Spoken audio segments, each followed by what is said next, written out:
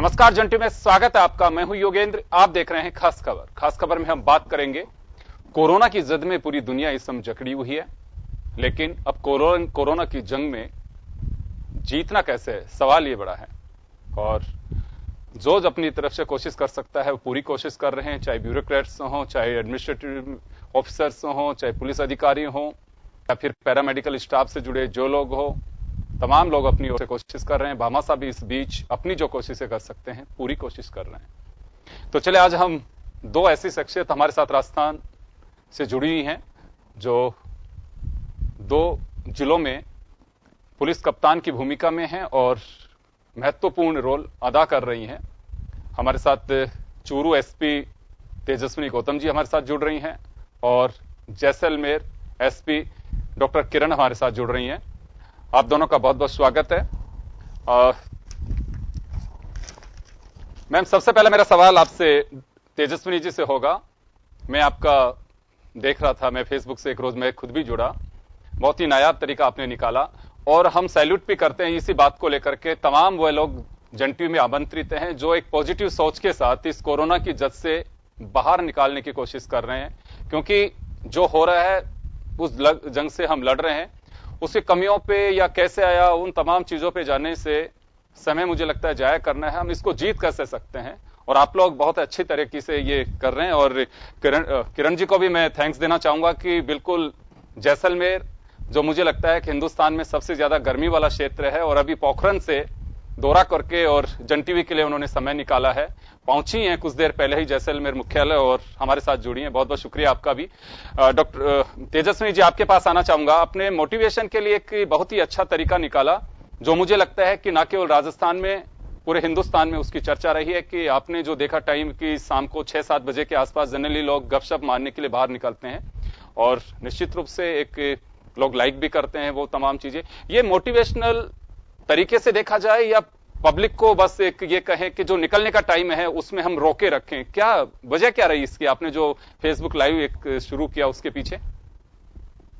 नहीं, देखिए, इसकी पीछे 3 बेसिक वजहें थी। एक तो थी कि हम कैसे लोगों को घर में बांध कर रखें शाम के टाइम में, जब बहुत ज्यादा हमें दिक्कतें आ रही थी, दूध का बहाना बनाकर या दवाई का बहाना बनाकर, या लोगों से मिलने जुलने के लिए शाम 5 बजे से लेके 7-8 बजे तक जो लोग बाहर रहते थे।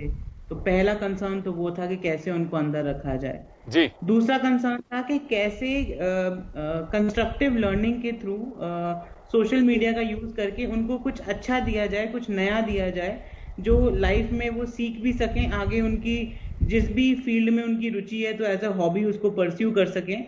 तो एक्सपर्ट के मुंह से वो सुनेंगे, उनसे बात करेंगे, क्वेश्चन आंसर करेंगे, तो वो भी उनके लिए अच्छा रहेगा।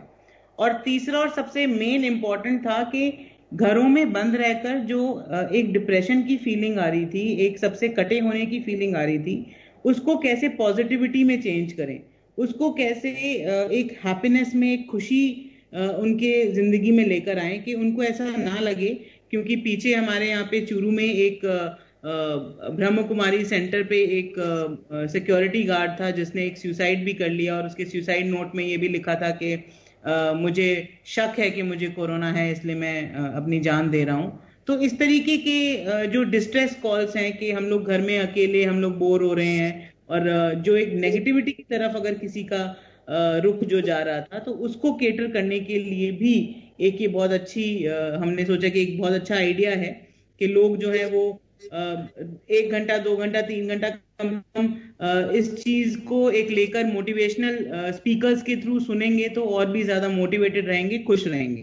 तो ये 3 रीजंस इसके पीछे थे। बिल्कुल, और लगता है कि एक इससे पॉजिटिव मैसेज भी जाता है और मोटिवेशनल भी इसे कह सकते हैं हम। डॉक्टर किरण के पास में जाना चाहूंगा एक बार में। किरण जी, बड़ी चुनौती है जैसलमेर की वह गर्मी। सबका अंदाजा तो यही था कि जैसे गर्मी पड़ेगी तो कोरोना साफ हो जाएगा, लेकिन कोरोना तो पकड़ ही नहीं पा रहा है कि ये ठंड में ज्यादा एक्टिव है कि गर्मी में। मुझे लग रहा है अभी तो पांव पसारता जा रहा है। लेकिन मैं देख रहा था आपकी काफी जो खबरें आती हैं वहां से लॉ एंड ऑर्डर को देख करके भी, और सबसे बड़ी बात जो अभी कुछ दिन पहले आपने सैनिटाइज करने के लिए अपने स्टाफ को जिस तरह से मोटिवेट किया कि पहले खुद को भी बहुत जरूरी है कि आप कितना नजदीक से लोगों के। यहां 2 बातें सबसे बड़ी होती हैं कि एक तो पुलिस का स्टाफ भी है, चाहे एडमिनिस्ट्रेटिव स्टाफ, वह भी एक इंसान है और निश्चित रूप से सबसे ज्यादा वही लोग फ्रंट में होते हैं अगर किसी से नाकेबंदी पे बात करनी है, या paramedical staff, medical staff, ANM कहीं पे जा रहे हैं, क्वारंटाइन सेंटर, जहां लोग देखते हैं कि मेरी गली में नहीं होना चाहिए, मेरी कॉलोनी में नहीं होना चाहिए, मेरे आसपास नहीं होना चाहिए, लेकिन वहां फ्रंट पे पुलिस के जवान होते हैं। दोहरी चुनौती पुलिस कप्तान के सामने होती है कि उनसे काम भी लेना है और उनको मोटिवेट भी करना है। तो इसे किस तरह से देखती हैं आप?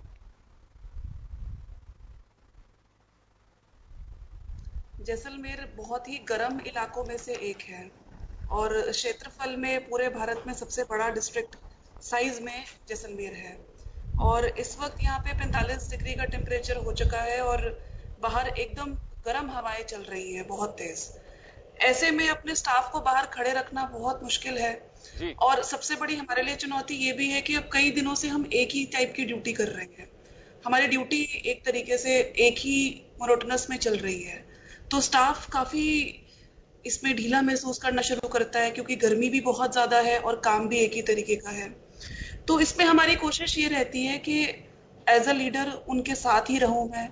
मेरी कोशिश ये रहती कि उनको ये महसूस नहीं हो कि अधिकारी खुद आराम से बैठे हैं और हम काम कर रहे हैं। हम लोग उन्हें मोटिवेट करने के कई तरीके ढूंढते रहते हैं। कई बार जैसे सैनिटाइजर और मास्क तो हर कोई दे ही रहा है, बॉटल्स दे देना, उनको विजिट करना, उनके साथ रहना। और अब जैसे हम थोड़ा टेंट भी यहाँ पे ज्यादा अच्छी क्वालिटी लगवाने की कोशिश करते हैं ताकि उनको गर्मी कम लगे। और क्योंकि अब सबसे इस वक्त बड़ी चुनौती है कि अपने बॉर्डर्स को सील करना, तो दिन रात जो जवान ड्यूटी कर रहे हैं उनका हम मनोबल बनाने रखने के लिए, जैसे कई बार किसी के घर में कोई जरूरत भी आ जाती है तो भी कुछ उसे 1-2 दिन का छुट्टी दे देना, इस तरीके से करके हम लोग प्रशासन के साथ मिलके, क्योंकि हमारे साथ डॉक्टर्स और टीचर स्टाफ भी ड्यूटी कर रहा है, तो हम लोग एक दूसरे का मनोबल बढ़ाते हुए काम कर रहे हैं ताकि इस समय में किसी भी तरीके से हमारा जो मोटिवेशन है वो कम नहीं हो। और जिस तरीके से हमने ये शुरुआत की थी उसी हम अपने जो हमारी विगर है और जो जील है उसको वैसे ही हम कंटिन्यू रखें और अच्छा काम करते रहें। जी देखिए, हमारे जो ख्याल था, हमने जो सोचा था कि इतनी गर्मी है इस वक्त जहां आप दोनों काम कर रही हैं, इसमें चूरू हो चाहे जैसलमेर हो, राजस्थान में सर्दी और गर्मी दोनों ही वहां जबरदस्त तरीके से पड़ती हैं। और ये कहा जा सकता है कि दोहरी चुनौती, जैसे मैंने आपसे भी कहा, मैं तेजस्विनी जी के पास भी जाना चाहूंगा। मैम, चूरू की गर्मी भी बड़ी भयावह स्थिति वाली होती है। दूसरा, दोनों ही जिलों में पानी की जो प्रॉब्लम भी है, पीने के पानी की भी। तो कानून व्यवस्था के साथ साथ ये दोहरी भूमिका इस नाते भी आप लोगों की होती है कि गर्मी का टाइम है, पानी की कमी होती है, कोरोना की जंग में ऑलरेडी हम लड़ रहे हैं। लॉ एंड ऑर्डर के लिए सबसे पहले अगर डीएम भी होते हैं तो वो व्यवस्था के लिए आदेश दे सकते हैं, लेकिन पुलिस हमेशा फ्रंट लाइन पे होती है। ऐसे में आपके जो नफरी है वही है, ऑफिसर्स वही है, लेकिन भूमिका काफी बढ़ जाती है। तो किस तरह से प्लान कर रही हैं इसे आप? इसमें सबसे बड़ी बात तो मोटिवेशन लेवल जो फोर्स का है वो बहुत ही ज्यादा है इस वक्त।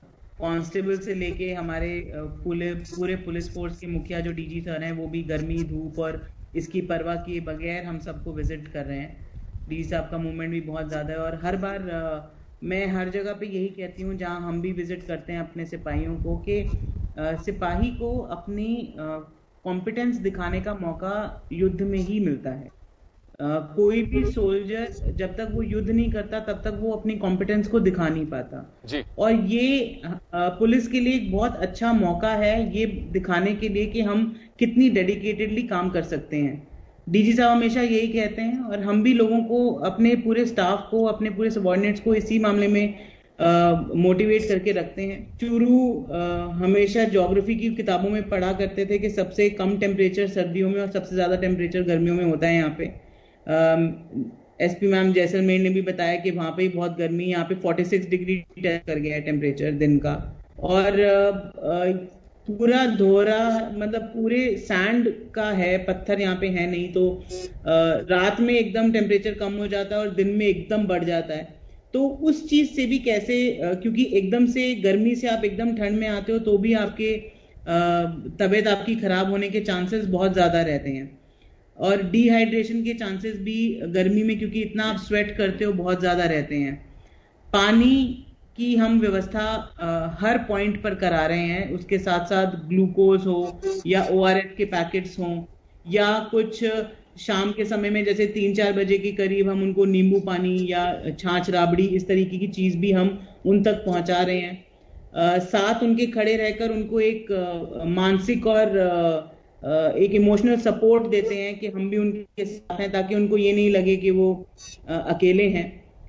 पर इसके लिए पूरा क्रेडिट पूरी पुलिस की टीम को जाता है, जो निस्वार्थ भावना से बिना ये सोचे कि उनके हेल्थ पे क्या इसके इफेक्ट्स होंगे, या बिना थके लगातार मार्च से लेकर अब मई तक, और मेरे ख्याल से और भी लंबा जब ये चलेगा, जो हमारा जो जंग है, अगर ये लंबी लड़ाई है हमारी, तो उसके लिए भी तैयार हैं और बिना शिकन के काम किए जा रहे हैं। तो ये कहीं ना कहीं मेरे को लगता है कि ये अंदर से एक पॉजिटिविटी, एक मोटिवेशनल है बात, जो सभी पुलिस वालों के अंदर है, संपूर्ण राज्य के, संपूर्ण देश के।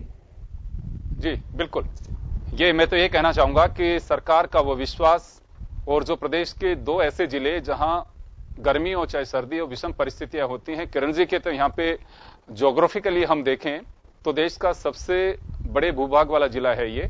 किरण जी, आपके यहाँ पे दायरा काफी बड़ा है, पॉपुलेशन कम हो बेशक, लेकिन गैप काफी है। अगर एक ढानी में, एक जगह पे, कहीं पे भी अगर कोई किसी तरह का केस मिलता है तो एक अलग तरीके से वहां जाना, बहुत डिस्टेंस काफी है आपके यहाँ पे। पानी की दूसरी प्रॉब्लम है, गर्मी काफी है। यहाँ एक बड़ा सवाल ये निकलता है कि फीमेल जो स्टाफ है उनको किस तरह से कोऑर्डिनेट करते हैं आप? सॉरी, लास्ट का पार्ट रिपीट कीजिए। जी, फीमेल स्टाफ जो है आपके यहाँ पे, उसे किस तरह से कोऑर्डिनेट करते हैं?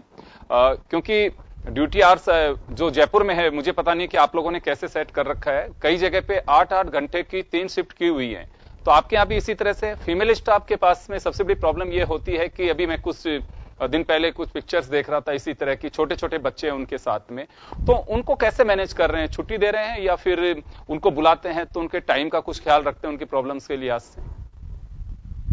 देखिए, ये थोड़ा फीमेल्स की कुछ जिनके बच्चे हैं उनके लिए इश्यूज तो रहते हैं, जो हम समझते हैं बखूबी। बट ये भी एक फैक्ट है कि मेरे जिले की फीमेल कांस्टेबल्स या किसी भी रैंक पे बिल्कुल बराबर से सबसे ड्यूटी कर रही हैं। ये जरूर हमने उनको रियायत दे रखी है कि एक तो शिफ्ट्स तो हमारे 3 हैं 8 आवर्स की, तो लेडी स्टाफ को हम मॉर्निंग के 8 आवर्स वाली शिफ्ट में रखते हैं, उनको रात में हम नहीं रख रहे हैं या शाम वाली में अवॉइड कर रहे हैं। बट ये मैं आपको पूरा आश्वस्त कर सकती हूँ कि हमारे यहाँ पे पूरी फोर्स में और इनफैक्ट पूरी स्टेट में कहीं पे भी फीमेल्स जो किसी भी तरीके से कम ड्यूटी नहीं कर रही हैं मेल से। ये जरूर है कि किसी के छोटे बच्चे हैं, जो मैंने एक चीज ये देखी थी कि जिनके 1.25 साल से कम उम्र के बच्चे हैं उनको मैंने फील्ड में नहीं रखा है बाहर की ड्यूटी में, क्योंकि थोड़ा सा कोरोना का संक्रमण का हमारे यहाँ पे, क्योंकि पोखरण तक लिमिटेड था, तो इतनी मुझे लग्जरी थी कि जो बाकी जगह पे ड्यूटी लगानी थी वहां पे मैंने 1.25 साल से कम उम्र की जो लेडीज बच्चे जिनके हैं लेडीज के, उनको ड्यूटी पे नहीं लगाया। पर बाकी तो मतलब स्थिति ये है कि स्टाफ खुद बिना छुट्टी लिए और बिना कहीं जाए, और अभी तक ये फैक्ट है कि किसी भी लड़की ने मुझे ऐसा अप्रोच नहीं किया कि हमें ड्यूटी ना कराइए या हमें आप मत लें। ये एक बहुत ही अच्छी बात है राजस्थान पुलिस की कि सब लोग मिल के एक साथ आगे चल के ड्यूटी करते हैं और सब लोग इकट्ठे काम करते हैं। किसी को ऐसी भावना नहीं आती है कि हम नहीं करें, और जो 8-8 घंटे की शिफ्ट और मॉर्निंग में करने से काफी अच्छा हमारा एडजस्टमेंट हो रहा है। जी बिल्कुल, 3 शिफ्ट में काम कर रही हैं। और मैं एक बार फिर बताना चाहूंगा आपको कि चूरू और जैसलमेर राजस्थान के इन्हीं देश के उन जिलों में से हैं जहां भीषण गर्मी पड़ती है, और उस दिन से चलिए बारिश की वजह से थोड़ा राहत कहा जा सकता है, लेकिन वापस से लू के थपेड़े जिस तरह के वहां देखने को मिलते हैं, हम आप खड़े नहीं हो सकते।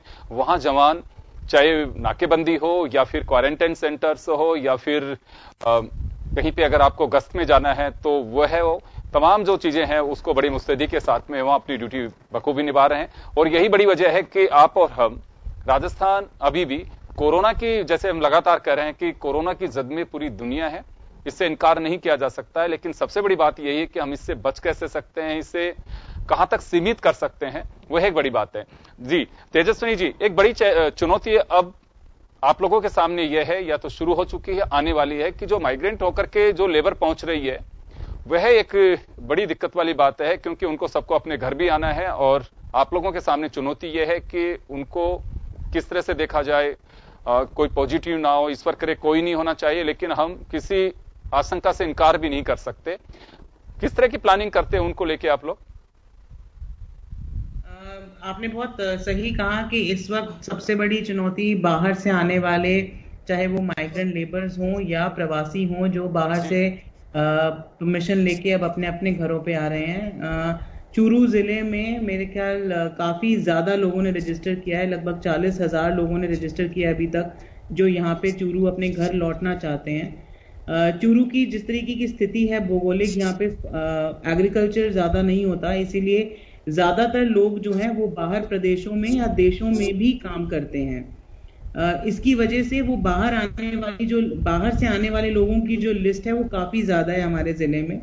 इसके साथ साथ हमारा लगभग 120 किलोमीटर का बॉर्डर लगता है हरियाणा स्टेट से, जिसमें हरियाणा से आने जाने वाले लोगों की भी काफी आमद रफ्त रहती है। इसके लिए अभी तक हम लोग ग्रीन जोन में चल रहे थे, परंतु कल ही सूरत से 2 लोग जो आए थे बसों में वो पॉजिटिव आए हैं, जिसकी वजह से चूरू फिर से ऑरेंज जोन में चला गया है।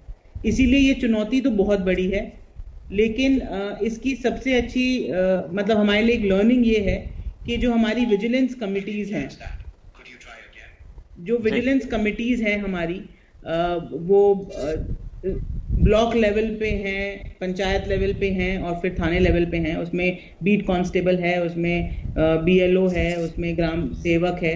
तो ये लगातार जाकर जो होम क्वारंटाइन जिन लोगों को किया जा रहा है, वो 3 स्टेप में सैनिटाइज और चेकिंग होके, उनकी स्क्रीनिंग होके आ रहे हैं।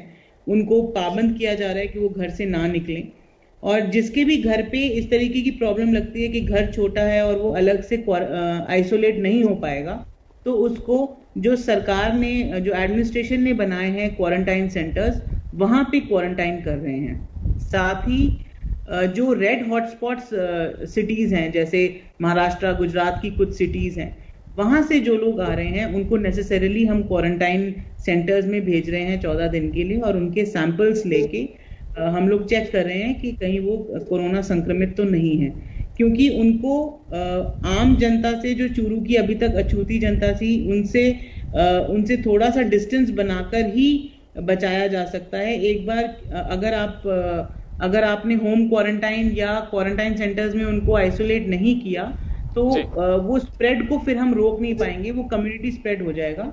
इसीलिए हर 3 लेवल पे चेकिंग करके, स्क्रीनिंग करके ये किया जा रहा है।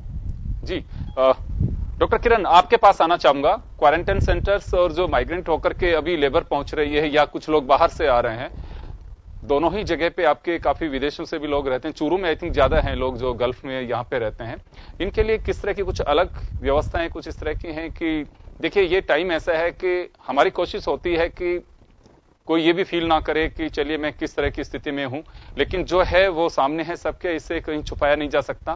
तो क्वारंटाइन सेंटर्स को एडमिनिस्ट्रेशन का पार्ट है, बट आप लोगों की वहां सिक्योरिटी के लिहाज से काफी महत्वपूर्ण है। लेकिन एक चुनौती यह है कि जो बाहर से लोग आ रहे हैं उनको किस तरह से मैनेज किया जाए। हम लोग थोड़ा जो टफ फेज था हम क्रॉस कर चुके हैं। हमारे जिले में आवक कम है और जावक बहुत ज्यादा थी। हमारे तकरीबन 30 से 35 हजार माइग्रेंट लेबर यहाँ पे काम कर रहे थे ऑलरेडी, जो कि बहुत अलग अलग प्रदेशों से थे, जैसे कि कुछ तो विद इन स्टेट गंगानगर से, काफी पंजाब से, काफी हरियाणा से, और MP से तो 15 से 20 हजार के लोग जो है यहाँ पे, क्योंकि नहरी क्षेत्र जो है वहां पे खेती बाड़ी होती है और वहां पे ये लेबर काम करती थी। तो हमारा जो फेज था वो कुछ आज से 10 दिन पहले का था, जिसमें कि इन लोगों को यहाँ पे रोकना काफी टफ हो रहा था हमारे लिए, क्योंकि ये लोग जाने के लिए आतुर थे। तो उसके लिए जो स्टेट ने एफर्ट किए हैं और स्पेशली CM साहब ने जो एफर्ट करके इनका मूवमेंट कराया, तो वो हमारे लिए अच्छा रहा है, क्योंकि अब वो अपने घरों की तरफ चले गए हैं। जो आवक है वो कुछ 8,500 लोगों की है यहाँ पे, और वो माइग्रेंट लेबर का नहीं है, बहुत ही कम है जो लेबर क्लास के लोग हैं, जैसे 800 से 1000 जितने। ज्यादा लोग तो हमारे वो हैं जो सूरत, अहमदाबाद में काम करते हैं, तो वो लोग जरूर आ रहे हैं, और जो आ रहे हैं उनको मोस्टली होम क्वारंटाइन किया जा रहा है, जिनके सिम्टम्स नहीं हैं और अदरवाइज नॉर्मल हैं और कोई ऐसी बात नहीं है। तो होम क्वारंटाइन में हम लोग ये कोशिश करते हैं कि अब जैसे कल का ही पता है, तो मैंने और कलेक्टर साहब ने खुद विजिट किया कुछ घरों को, तो हम ये इंश्योर कर रहे हैं कि जो लोग होम क्वारंटाइन थे वो घरों में ही रहें और बाहर नहीं निकलें, क्योंकि ये फेज बहुत ही नाजुक है। और इस वक्त क्योंकि मोस्टली लोग एसिम्प्टोमेटिक हैं, तो हम कह भी नहीं सकते कि कौन किस वक्त पॉजिटिव निकल आएगा। तो हम लोग ये इंश्योर कर रहे हैं कि वो अपने घरों में ही रहें और बाहर नहीं निकले। और जहां तक माइग्रेंट लेबर की बात है, हमारे यहाँ पे वो इशू नहीं है, हमारे जाने वाले थे और वो सब चले गए हैं। जी, मेरे छोटे छोटे से 2 सवाल हो रहे हैं। एक सवाल तो आप दोनों से ये है कि जो फ्लैग मार्च करते हैं आप लोग, इसे मोटिवेशनल तरीके से देखा जाए या फिर ये एक मैसेज देने के लिए जनता में कि बिल्कुल आप अपने घरों में रहें, जैसे इलेक्शन के टाइम पे हम जनरली देखते हैं, या फिर कहीं पे कोई दंगा हुआ वहां पे फ्लैग मार्च किया जाता है। ये अभी लगभग सभी जिलों में देख रहा हूं मैं। इसकी क्या वजह क्या है फ्लैग मार्च की?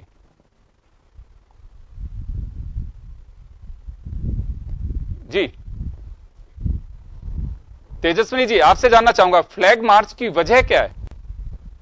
देखिए यूएन जी, फ्लैग मार्च आमतौर पे इलेक्शन टाइम पे और बाकी जगहों पे एक शो ऑफ फोर्स के लिए किया जाता है, लोगों को प्रिवेंट करने के लिए कि वो किसी भी तरीके के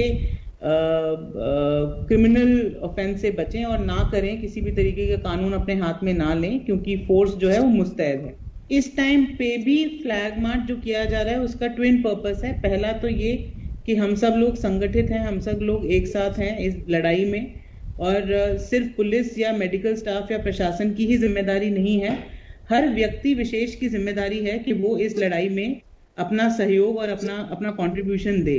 और वो कंट्रीब्यूशन किस तरीके से दे सकता है या दे सकती है? अपने घरों में रहकर, अनावश्यक बाहर ना निकलकर, भीड़ में ना जाकर, मास्क पहनकर, लगातार अपने आप को सैनिटाइज रखकर, और जितने भी जो कोरोना वायरस से बचने के प्रिकॉशंस हैं उनको अगर हम फॉलो करते हैं तो वो हमारा रिस्पॉन्सिबिलिटी, हमारा कर्तव्य, हमारा फर्ज है।